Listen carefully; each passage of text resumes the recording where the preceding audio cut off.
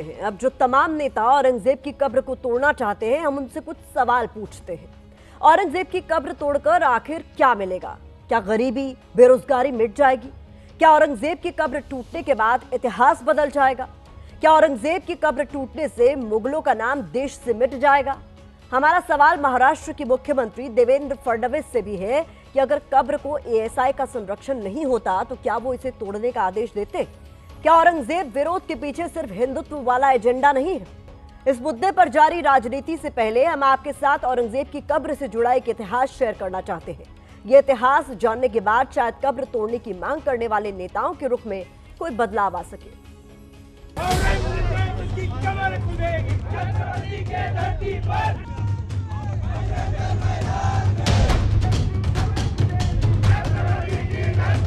जितनी नफरत आज मराठा राजनीति करने वाले दल औरंगजेब की कब्र के खिलाफ दिखा रहे हैं, उतनी नफरत मराठा साम्राज्य में भी मुगलों के स्मारकों के प्रति नहीं दिखी। ये हम नहीं कह रहे हैं, बल्कि इतिहास की किताबों में ऐसे किस्सों का जिक्र है।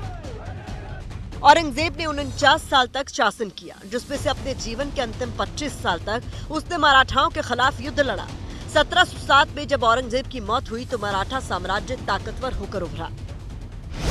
औरंगजेब की मौत के बाद छत्रपति शिवाजी महाराज के पोते शाहू प्रथम को रिहा किया गया, जो 7 साल की उम्र से मुगलों की कैद में थे और 18 साल तक जेल में रहे। बावजूद इसके रिहा होने के बाद शाहू प्रथम खुलदाबाद यानी आज के संभाजी नगर में औरंगजेब की कब्र पर गए। ये घटना महाराष्ट्र सरकार की तरफ से प्रकाशित मराठा कालखंड में दर्ज है, जिसे वीजी खोबरेकर ने लिखा है। शाहू महाराज जब औरंगजेब की कैद में लिए गए तब वो 7 साल के थे। 18 साल उनकी कैद में रहे और फिर उनको छोड़ा गया। तो 18 साल जब वो औरंगजेब की कैद में थे तब उनकी बीवी उनकी देखभाल करती, एक बच्चे की तरह, एक माँ की तरह उनकी देखभाल करती और उनके साथ एक अच्छा सलूक किया गया था जब वो जेल में थे। इसके अलावा रिचर्ड ईटन की किताब a social history of the Deccan में भी शाहू प्रथम के औरंगजेब की कब्र पर जाने का जिक्र मिलता है। कब्र पर जाने के बाद शाहू प्रथम के खिलाफ मुगलों की संस्कृति से प्रभावित होने के आरोप भी लगे। इसका जिक्र भी रिचर्ड ईटन की किताब में मिलता है।